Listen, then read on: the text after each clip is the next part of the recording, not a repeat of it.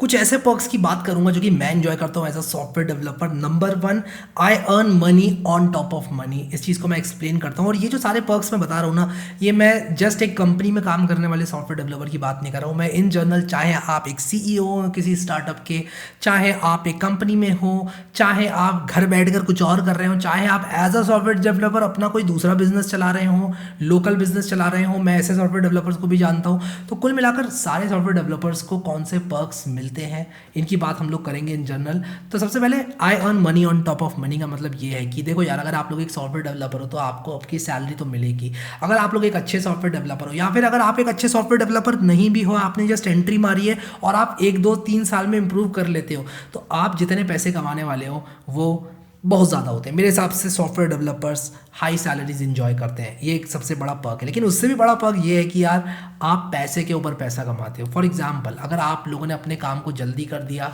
तो आप फ्रीलांसिंग करके साइड इनकम बना सकते हो। उसी के साथ साथ आप कुछ काम बहुत ही अच्छी तरह से कर सकते हो। फॉर एग्जांपल, मैं पर्सनली ये मानता हूँ कि जो मेरा अप्रोच रहता है स्टॉक मार्केट में इन्वेस्ट करने का, जो मेरा अप्रोच रहता है इन जनरल इन्वेस्टिंग का, मुझे नहीं लगता कि अगर कोई इंसान, या फिर अगर मैं कोडिंग नहीं जानता होता तो मैं उतनी अच्छी इन्वेस्टिंग कर पाता, मैं उतनी अच्छी तरह से अपनी वेल्थ को ग्रो कर पाता स्टॉक मार्केट के अंदर। अब मैं आप लोगों को एक बात और बताऊंगा, स्टॉक मार्केट कोई जादू नहीं है। स्टॉक मार्केट में आपके पास जो एग्जिस्टिंग पैसा है उसको बढ़ाने के लिए जो तरीके होते हैं वो होते हैं। ऐसा नहीं है कि आप आए स्टॉक मार्केट में और 1 करोड़ बना के चले गए एक ही दिन में, ना, ऐसा नहीं होता है, ठीक है। तो इन सब चीज़ों से भी दूर रहना। कोई आपको रातों रात 1 करोड़ 2 करोड़ बनाने की बात करे तो ऐसे लोगों से दूर रहना। उसी के साथ साथ, अगर आप किसी कंपनी में काम करते हैं तो आपको ज्वाइनिंग बोनस मिलता है, आपको दिवाली बोनस मिलता है, आउटिंग्स मिलती हैं। और जब आउटिंग्स होती हैं तो बिलीव मी, अगर आप एक अच्छी स्टैब्लिश्ड कंपनी में काम कर रहे हो तो जो आउटिंग होती है वो the best place in the town होती है। यानी कि आप ऐसी जगह पर जाते हैं जहाँ पर शायद आप as an entry level engineer, as a junior developer, एक ऐसा इंसान जिसकी जस्ट जॉब लगी है, शायद वो इतनी महंगी जगह पे अपने पैसों से नहीं जाएगा, बट उसको एक अपॉर्चुनिटी मिलती है एज ए सॉफ्टवेयर डेवलपर उस जगह पर जाने की और एंजॉय करने की। कभी कभी आपको ट्रैवल करने को भी मिल जाता है अब्रॉड। फॉर एग्जांपल, आप यूएस जा सकते हैं ऑन साइट। और अगर आप लोग एक अच्छी कंपनी के लिए काम करते हैं तो जूनियर डेवलपर्स को भी भेजा जाता है उनके कॉन्फिडेंस लेवल को बढ़ाने के लिए। और ये चीज़ मेरे हिसाब से एक बहुत बड़ा पर्क है। और अगर आप लोग ट्रैवल इंथुजियास्ट हैं मेरी तरह तो यार मज़ा ही आ जाता है। एक और पर्क जिसकी बात करना चाहूँगा वो है, you can reuse a lot of work that you have done.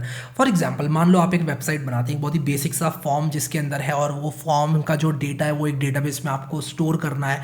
कभी भी आप इस तरह की चीज़ बनाते हैं तो आपको अपनी लाइफ में, अगर आप एक स्मार्ट डेवलपर हैं, अगर आप लोग अपने सारे के सारे कोड को सेव करते हैं गिटहब पर या कहीं पर भी, अगर आप किसी कंपनी में भी काम करते हैं तो कंपनी का अपना गिट होता है, आप वहाँ पर सेव कर सकते हैं। और अगर आप लोग ऐसा करते हैं तो आप लोग बहुत सारे कोड को रीयूज़ कर सकते हैं। एक बार आपने फॉर्म बनाया, दूसरी बार अगर आपको वही फॉर्म बनाने को बोलेगा तो आप उसी फॉर्म को रीयूज कर सकते हो। ये बात सिर्फ कंपनीज में लागू नहीं होती है, ये बात आपकी फ्रीलांसिंग में भी लागू होती है। मैंने पर्सनली अपने कॉलेज में जब मैं वेबसाइट्स बिल्ड करता था, वहाँ पर वेबसाइट का बहुत ज़्यादा क्रेज चला था। सब लोग travel websites, food delivery websites IIT Kharagpur में बनवा रहे थे, और वहाँ पर मैंने एक बहुत बड़ा रोल प्ले किया था। वहाँ पर मैंने बहुत सारी वेबसाइट्स बनाई थी, जहाँ पर रहती है स्टैटिक वेबसाइट्स की और डिज़ाइंस की। वहाँ पर मैं अपना सारा टाइम बचा लेता था, क्योंकि मेरे पास कुछ बेसिक डिज़ाइंस रहते थे और मैं अपने क्लाइंट्स को पसंद करवा देता था उस डिज़ाइन में से, यार आपको कौन सा पसंद करना है, इनमें से कौन सा डिज़ाइन ऐसा है जो कि आपको सबसे अच्छा लगता है।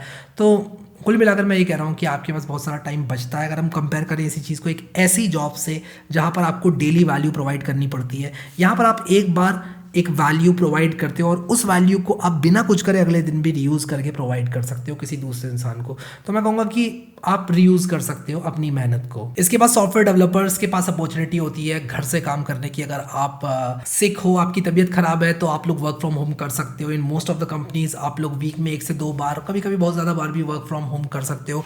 घर से काम करने जो होता है यार, एक अल्टीमेट सेटिस्फैक्शन होता है। कोई मुझसे पूछे और मैं कितना मिस करता हूँ आज भी वर्क फ्रॉम होम करना। जब मैं ट्रैवल करता हूँ वर्क के लिए, इधर से उधर जाता हूँ, तो मुझे याद आता है घर का खाना। और घर पे जब आप लोग होते हैं तो यार आपका ध्यान रखा जाता है और सब कुछ जो है एकदम टकाटक चलता है।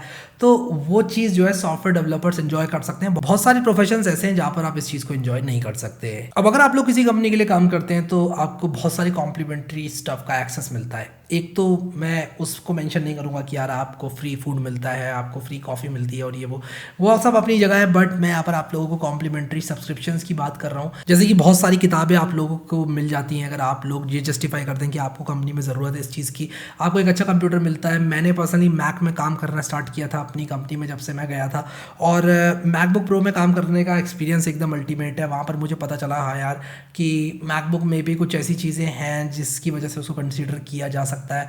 उससे पहले मैं सोचता था कि यार मैकबुक एक वेस्ट ऑफ मनी है, और उसी के साथ साथ बहुत सारी ऐसी कॉम्प्लीमेंट्री सब्सक्रिप्शंस आपको मिलते हैं जो कि आप लोग शायद अपने वर्क प्लेस पर उतना यूज़ नहीं करोगे जितना वो आपके पर्सनल डेवलपमेंट में यूज़ हो जाते हैं। अब मैकबुक प्रो के साथ साथ मुझे कोई भी गैजेट अगर चाहिए होता है, और अगर मैंने जस्टिफाई कर दिया कि वो गैजेट मुझे काम के लिए चाहिए, तो वो गैजेट मैं कंपनी की तरफ से ले सकता हूँ। अब ये जो पर्क है सबसे बड़ा पर्क है मेरे हिसाब से, और ये है opportunity to meet a lot of brilliant people और opportunity to learn a lot of things from them. आप किताब पढ़ के उतना नहीं सीखेंगे, ट्यूटोरियल देखकर इतना नहीं सीखेंगे, आप लोग कोई बूट कैम्प अटेंड कर कोई क्लास अटेंड करके इतना नहीं सीखेंगे जितना आप लोग अपने सीनियर सॉफ्टवेयर डेवलपर से चाय पर सीख लेंगे। और बहुत ही फन वे में मैंने बहुत सारी चीज़ें सीखी हैं, जैसे कि डिप्लॉयमेंट के बारे में, डिप्लॉयमेंट डिजास्टर्स के बारे में वो लोग आपको बताएंगे, कहेंगे कि यार पता है एक बार क्या हुआ था, हमने डिप्लॉय करी थी वेबसाइट और कस्टमर फेसिंग एप्लीकेशन थी और ऐसे ऐसे हो गया। तो आपको जब पता चलेंगी वो सब बातें तो आपको मज़ा भी आएगा वो सारी चीज़ें सुनने में, और उसी के साथ साथ आपको उनकी गलतियाँ जो कि उन्होंने ऑलरेडी कर ली हैं वो भी पता चलेंगी। तो मज़ा भी आता है और सीखने को भी बहुत कुछ मिल जाता है। और मैं कहता हूँ कि यार इस तरह की लर्निंग एकदम अलग ही होती है, इस तरह की लर्निंग को आप कंपेयर ही नहीं कर सकते किसी और चीज़ से। तो मेरे हिसाब से ये एक सबसे बड़ा पर्क है सॉफ्टवेयर इंजीनियर्स का, और मेरे हिसाब से मैंने जितनी सारी चीज़ें सीखी हैं प्रोडक्शन में काम करके, बहुत बड़ी बड़ी जिम्मेदारियां अपने सर पर लेकर, और यार लैपटॉप में कंप्यूटर में घर पे बैठ के डमी वेबसाइट्स तो कोई भी बना सकता है, बट अगर आप लोग को मालूम है पहले से कि जो वेबसाइट या फिर जो एप्लीकेशन या जो सर्विसेज आप लोग बनाने वाले हो वो हज़ारों लाखों लोग यूज़ करेंगे, तब वहाँ पर एक रिस्पॉन्सिबिलिटी आपके सिर पे आ जाती है। और ये रिस्पॉन्सिबिलिटी सर पर लेने से जितना आप लोग सीखते हो उतना आप लोग घर पर बैठ कर कोडिंग करके या कोई वीडियो देख कर एक डमी वेबसाइट बनाकर या एक प्रोजेक्ट बनाकर आप लोग नहीं सीख सकते। तो यार ये था मेरा take on perks that a software developer enjoy, or rather perks that I feel कि मैं enjoy करता हूँ as a software developer। अभी के लिए इस वीडियो में इतना ही guys, thank you so much guys for watching this video and I will see you next time।